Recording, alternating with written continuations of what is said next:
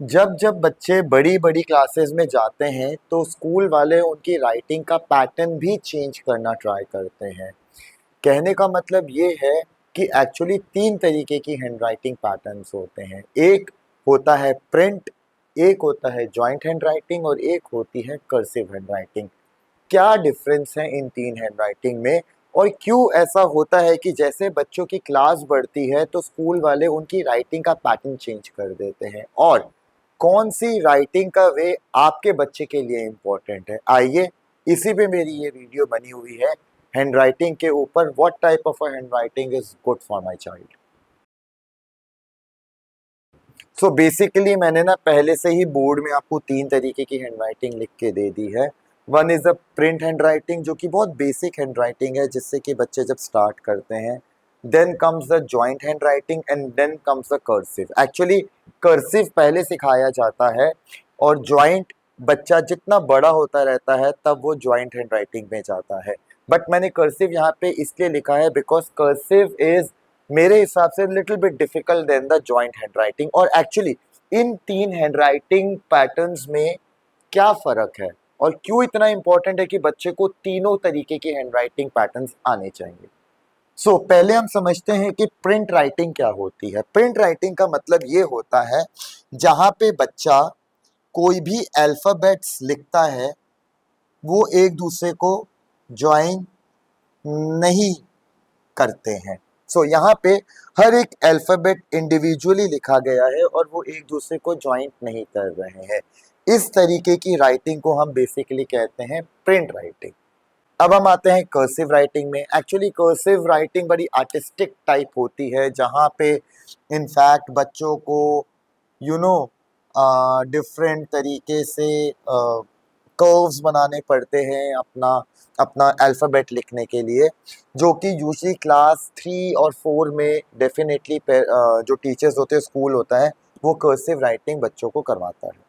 और joint writing obviously अगर मुझे कुछ तेज़ी से लिखना है, अगर मैं क्लास 12 में हूँ, मुझे कॉलेज में हूँ एंड मुझे लिखना है, तो मैं जल्दी से लिखूंगा। This is a basically a joint writing, जो कि कर्सिव की तरह एक्चुअली एक दूसरे को अल्फाबेट्स टच कर रहे हैं, मगर वो आर्टिस्टिक फॉर्मेशंस नहीं होती है। अब सवाल ये उठता है कि क्यों ऐसा होता है कि बच्चे को पहले ये राइटिंग सिखाई जाती है, फिर कर्सिव सिखाई जाती है और फिर बच्चा जॉइंट राइटिंग पे आता है।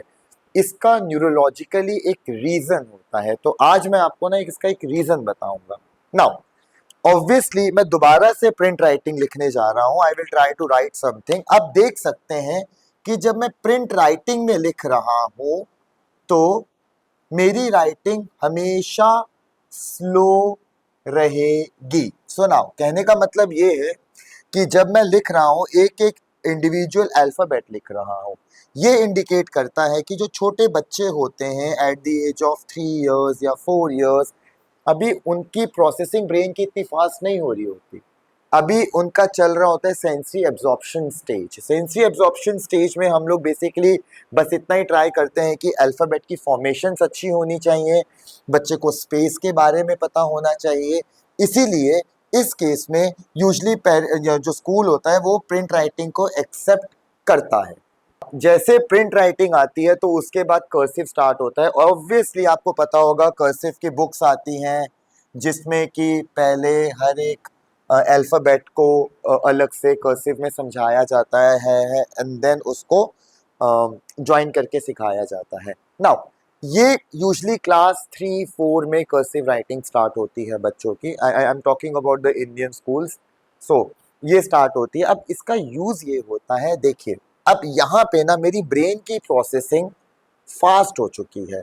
फास्ट का मतलब है कि अब मेरा ब्रेन एंड मसल का कनेक्शन काफी स्ट्रॉन्ग है। अब मैं विदाउट लिफ्टिंग माय पेंसिल या pen I can write something. अब यहाँ पे जब मैं कुछ लिख रहा हूँ, सपोजिटली मैं रैंडमली लिख रहा हूँ BCDEF, अब देख सकते हैं मैं पेंसिल लिफ्ट नहीं कर रहा। ये लिफ्टिंग इसलिए नहीं हो रही because continuous there is a talking between my brain and my fingers. आप देख सकते हैं, तो इसीलिए जब बच्चा 7 साल का या 8 साल का होता है, इनफैक्ट 6 से 9 साल की रेंज की मैं बात करूं, तो उस केस में ये राइटिंग लिखना इंपॉर्टेंट है, बिकॉज ये सिर्फ राइटिंग नहीं है, ये बच्चे के प्रोसेसिंग को बेटर कर रहा है।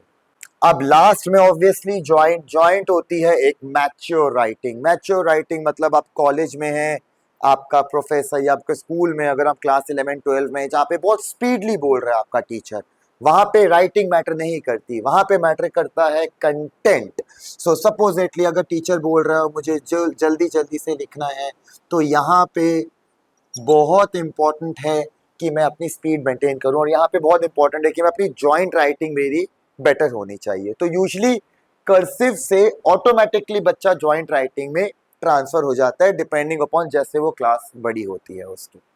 अब सबसे बड़ा सवाल ये है कि मैंने ये टॉपिक उठाया क्यों, because I am very much sure आपको कहीं पे भी किसी भी चैनल में किसी भी थेरेपिस्ट ने ये टॉपिक को नहीं उठाया होगा।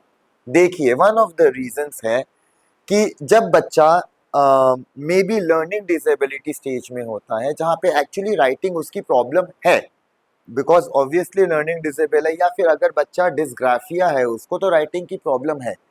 तो पेरेंट्स क्या करते हैं ना, वो एक्सेप्ट कर लेते हैं इस चीज को, और वो कहते हैं कि स्कूल में ना सर आप एक लेटर लिख दो, और हम उनको बोलो कि उसको कर्सिव ना सिखाएं या जॉइंट ना सिखाएं, उसको प्रिंट राइटिंग ही करवाते रहें।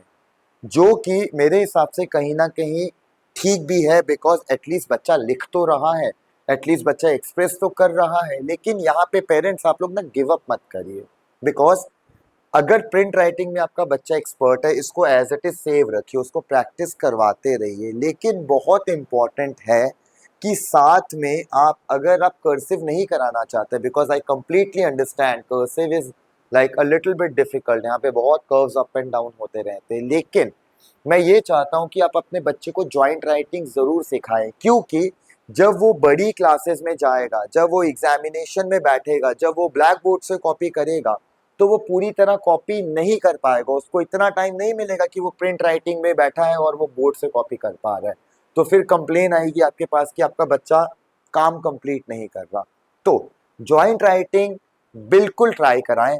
अगर आपको लगता है कि जॉइंट राइटिंग बिल्कुल पॉसिबल नहीं है, उस केस में आप प्रिंट राइटिंग तक रहें, फिर आप ट्राई करिए कि प्रिंट राइटिंग की स्पीड किसी तरीके से इंक्रीज करवाएं। जॉइंट राइटिंग की स्पीड बढ़ाने के लिए बहुत इंपॉर्टेंट है पैटर्न्स कराना। ऑब्वियसली आपको पता ही होगा कि पैटर्न्स की भी बुक्स आती हैं, और यहाँ पे मैं थोड़े से आपके साथ थोड़े पैटर्न्स डिस्कस करना चाहता हूँ जो आप अपने बच्चों को करा सकते हैं। रिमेंबर, मैं कर्सिव नहीं जॉइंट की बात कर रहा हूँ। तो इनिशियली अगर मेरे पास बच्चा आता है तो मैं किस चीज़ के साथ स्टार्ट करता हूँ? आई यूजली स्टार्ट जहाँ पे मैं बच्चे को बोलता हूँ कि पेंसिल लिफ्ट किए बिना आप सर्कल्स बनाते रहें। सो ये स्टेप होता है पहला जब मैं बच्चों को कहता हूँ। इसी के साथ साथ फिर हम लोग डिफरेंट पैटर्न्स लेते हैं, लाइक अ पैटर्न लाइक, सो यहाँ पे ना ध्यान रखिए कि पेंसिल बच्चा लिफ्ट ना करे, ये सबसे इम्पोर्टेंट चीज़ है।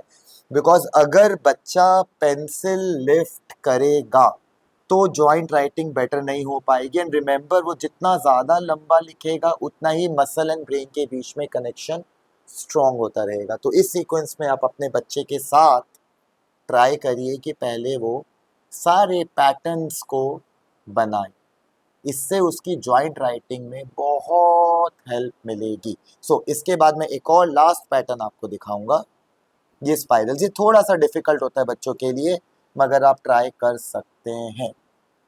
तो आपका बच्चा पैटर्न्स में एक्सपर्ट तो नहीं बोलूंगा, लेकिन पैटर्न समझने लग गया है, और आपको लगता है कि अब वो पैटर्न्स बनाते हुए पेंसिल लिफ्ट नहीं कर रहा। ये दो क्राइटेरिया अगर आपको लगता है कि आपका बच्चा अचीव कर चुका है, फिर आप उसको कुछ ये पैटर्न्स सिखा सकते हैं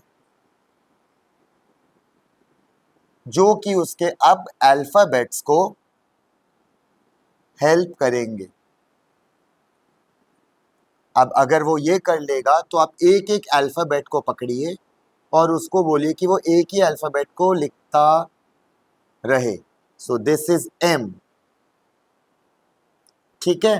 सो बेसिकली अगेन मेरा कहने का मोटिव ये है कि हो सकता है अगर द चाइल्ड डिस्ग्राफिया तो वो कर्सिव ना कर पाए, बिकॉज मैंने जितना एक्सपीरियंस किया है, मैंने बहुत हैंडराइटिंग के बच्चों को लिया है और एक्चुअली ये डिफिकल्ट होता है, कहीं ना कर्सिव उनको स्ट्रेस भी दे देता है। बट ये कहना कि बच्चे सिर्फ प्रिंट राइटिंग तक रहेंगे और वो जॉइंट राइटिंग नहीं कर सकते, ऐसा बिल्कुल भी नहीं है।